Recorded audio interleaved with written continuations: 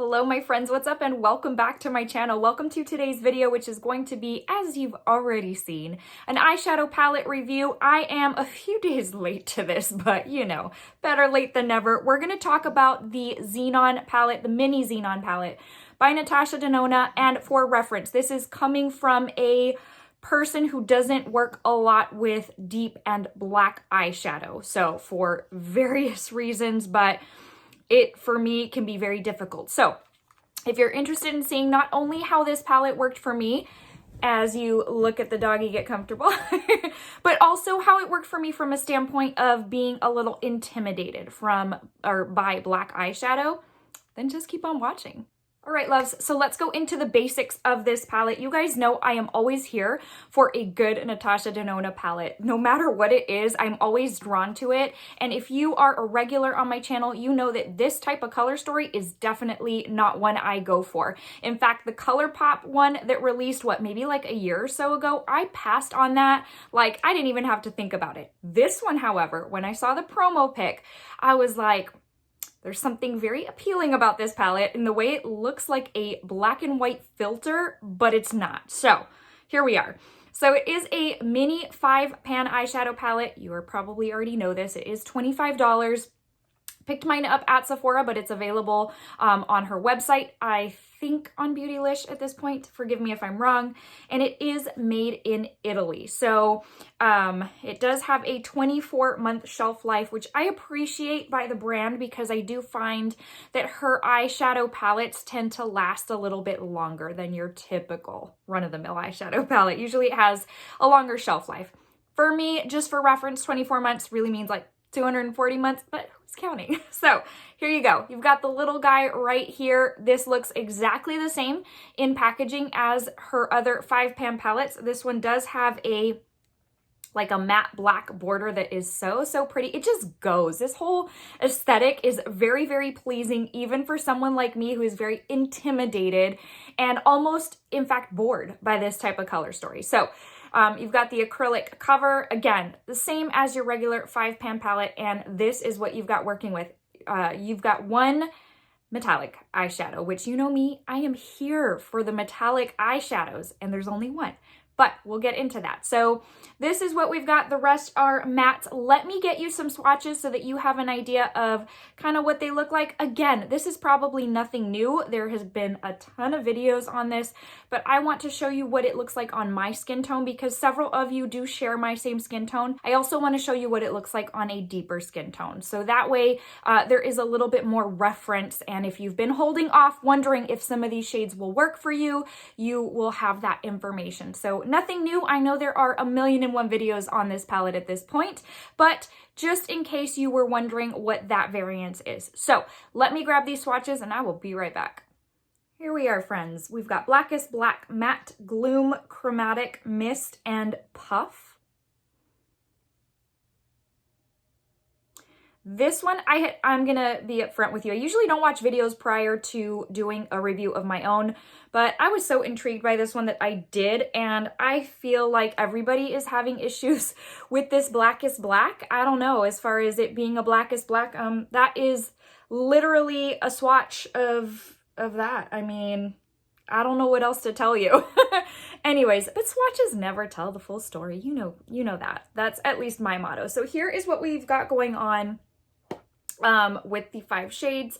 And at this point in time, before we get into my thoughts on this palette, I do want to take you into a demo with how I did this look. Now, if you want my honest opinion, a 5-pan palette is never gonna, it's kind of taking the decisioning out for you. You don't have to make a whole lot of decisions as far as what do I want to do today? There is minimal, for me at least, there's minimal choices in what you can do, especially when you have a color story like this.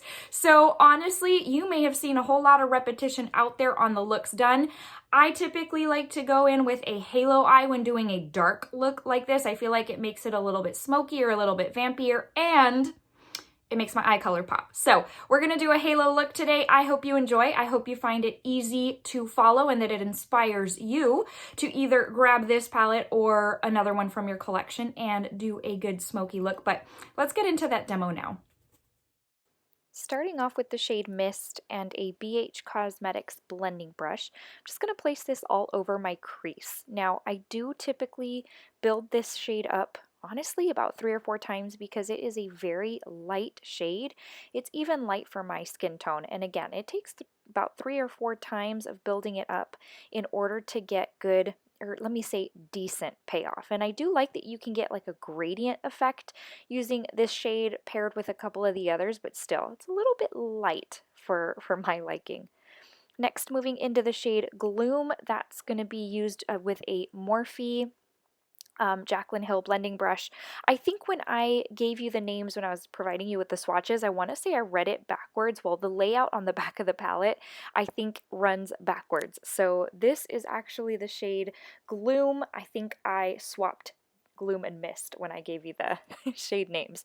But just basically concentrating this in the outer portion of the crease and then using what's left over to take it down onto that lower part of the outer lid. I've been using this method lately and I just really like the smoky, almost kind of sultry look that it gives. Just really concentrating the shade or the color at the top portion of the outer lid up where like the crease is, and then again using that extra remaining pigment to blend it down onto the outer portion, onto the lower outer portion.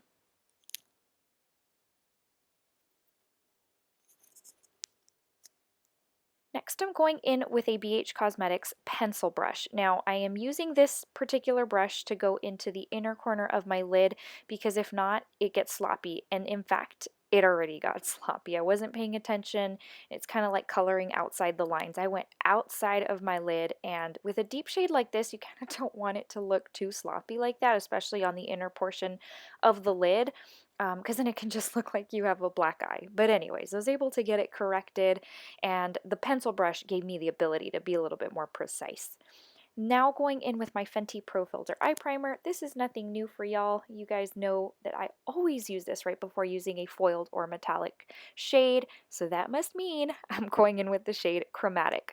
This is a stunning silver metallic shade. It's probably the most beautiful silver I have at this point in my collection. Leave it to Natasha Denona to give you the most banging silver shade of life. It's absolutely stunning. It's almost like a liquid metal. And I'm selective when I say that because I feel like so many brands say, oh, it's like liquid metal. And it's like, no, it's kind of not. This one is totally just so potent when it comes to its finish. I'm just taking what was left over on that Morphe Jaclyn brush that I used with that deeper gray shade called Gloom, and just kind of blending that into the silver so that you can't see any harsh lines. Also going in with a Morphe Jaclyn liner brush, and I'm just going to use the blackest black matte shade, which you know, for a black shade, this leaves a lot to be desired, but, you know, I think I can work with it because it's not as intimidating to me now, because I know it won't, it's going to take a lot to really ruin a look with this shade. So using it as a liner, and I do like how it works as a liner. I went a little further than I wanted. Again, I think I was just being a little sloppy, really wasn't paying attention. Sometimes it's harder when I'm doing my makeup while trying to film, but that wing is a little more extended than I wanted. Now, going back into the shade Gloom with a little Marc Jacobs smudger brush that I got some time back at Marshall's. I'm just placing this on the lower lash line. I don't want to go in with the black because we will use black liner, and I also don't want to go so extreme that it looks like I have a black eye. So this gray shade is perfection because it gives that sultry, smoky, almost black look without having the intimidation of an actual black eyeshadow.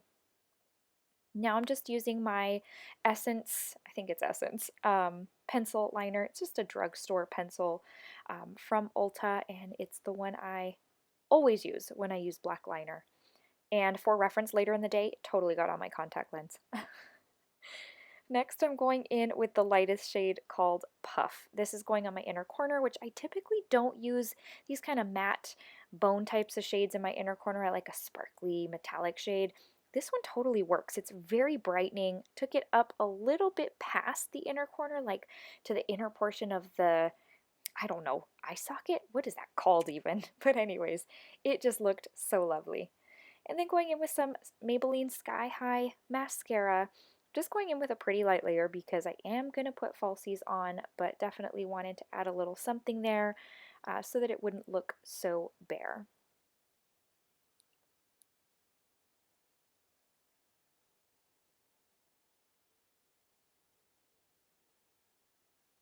Alrighty, my friends, this is the finished look. I am using the Fenty red lipstick, the one that looks like that Louboutin packaging, but that's the finished look.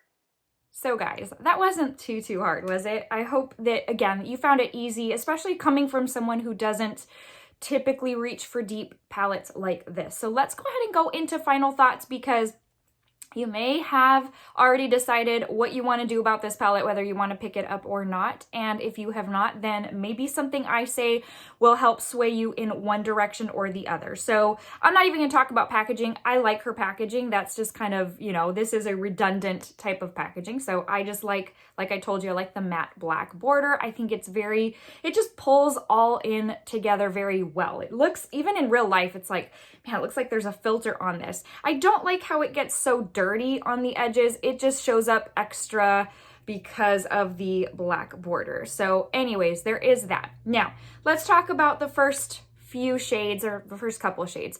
I do like this kind of bone type of shade. I am finding that I'm using this type of shade more and more, which if you would have asked me a couple months ago, I would have said those shades mean nothing to me in an eyeshadow palette. I rarely use them, but I find that I am reaching for them more and more because there are a whole lot of days lately that I want the extra sleep, and I don't want to go any kind of extreme or complicated on my eyeshadow. I want something simple. So I'll do like a brown, you know, in the outer portion of the lid, and then just go in with a shade like this across the lid and done. And I find that this one just works in that sense. I really do like it. It's very brightening, you can tell. And I typically don't do a matte in my inner corner, but there aren't a whole lot of options in this palette. So I like the quality. Natasha Denona always has amazing quality, but I like it. For someone who doesn't typically reach for these types of shades, and I am now getting more into it, I've been using the one in my Biba palette quite a bit. I do like that, and I really like the brightening effect it gives to the inner corner. This gray shade right here, which is called Gloom, I don't know what to tell you about it, because I feel like even on my skin tone, it's really light. I have to go in with 3 or 4 layers to get the kind of look or the kind of pigment that I'm looking for. So I don't know. I mean, I feel like I could maybe have seen that one be just slightly richer in color, but I don't know. Maybe that was the intent, to kind of give a wispy fog, gloomy day type of look. Very light, very airy. I don't know. But for my skin tone even, it is quite light. So I can maybe see it being a little bit ashy on a deeper skin tone. Again, I've already posted the picture on a deeper skin tone, but yeah, I don't know. Let me know in the comments below if you are a deeper skin tone than I, how this has worked for you. I just don't see it being super amazing, and I probably won't reach for it a whole lot. This shade right here, the metallic, you guys already know what I'm going to say. If you know me and you have been on my channel for so long now, you know that this is my favorite. This is a beautiful, beautiful shade.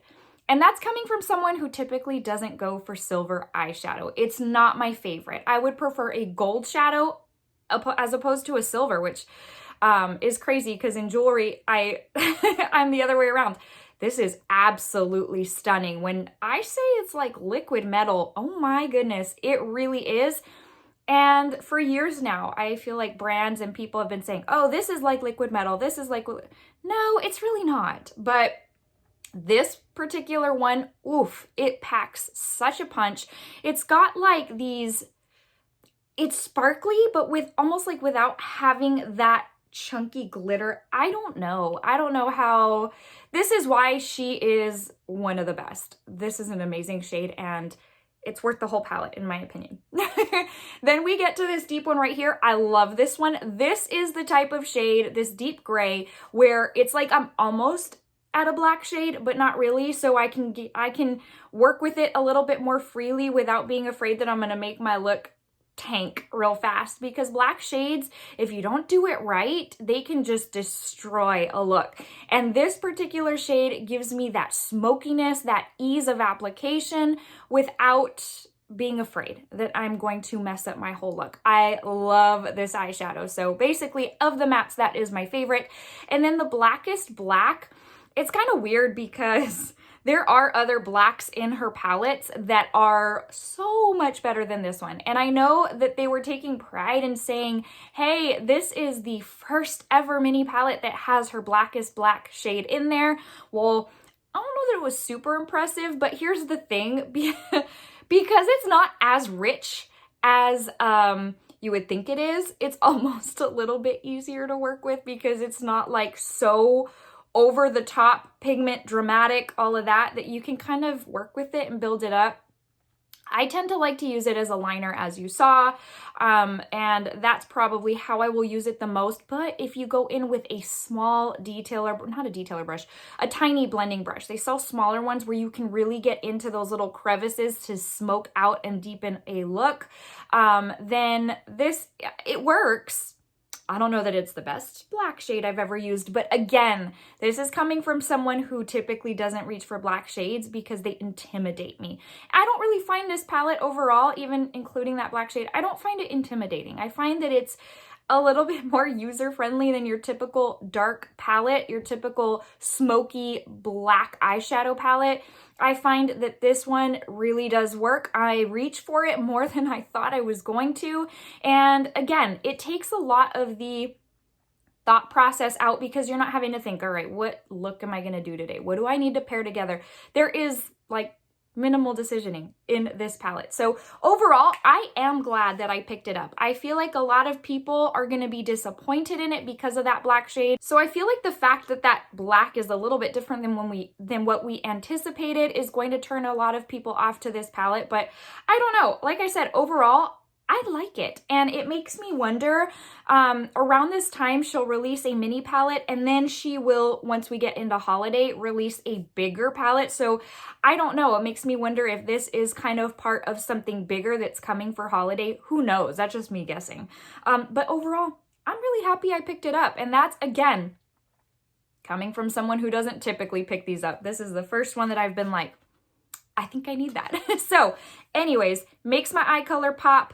It is absolutely beautiful. It's the perfect date night, smoky, going out look type of palette. And if you've been on the fence, I don't know, I say pick it up if you are going in with the thought process that that black is probably not as rich as you thought. Alrighty, my friends, I am headed out the door. I'm actually headed to church right now. So with that being said, my Bible is downstairs. I will leave you the verse of the day right here in an effort to motivate you, encourage you, and to tell you that Jesus loves you so very much. I can't even put into words how much he loves you. And so if you don't already know him as your Lord and Savior, it is my prayer that he would make himself very, very evident to you, that your heart would feel that pull, that he would make his presence and his love so real to you that there would be no doubt in your mind that it is he who is calling your name. He loves you. He knows how many hairs are on your head. Isn't that absolutely mind-blowing? Anyways, friends, I just want to leave you with that. Just know that I love you, but Jesus loves you so much more. I will see you in the next one. Until then, stay safe and stay well. Take care. See you soon, friends. Bye.